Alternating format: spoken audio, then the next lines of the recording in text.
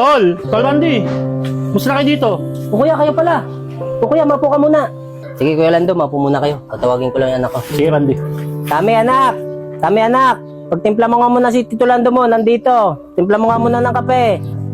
Tami anak! Ano yun, Tay? Pagtimpla mo nga muna ng kape si Tito Lando mo, nandito kasi. Ano, Tay? Si Tito Lando lang pala yan eh.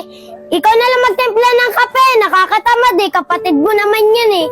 Tami, ano ba pinagsasabi mo? Kapatid ko yan oh, tito mo yan. Wala ka ng galang ah. Bahala na nga kayo dyan.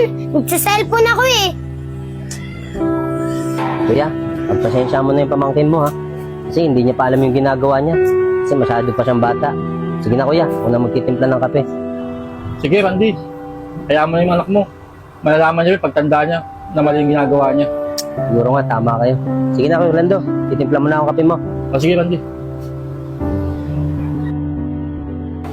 Rosalie, Irish, saan ba tayo pupunta? Nakakatamad maglakad eh. Di ba nga, Tami, may practice tayo sa court ng Montevilla ng sayaw?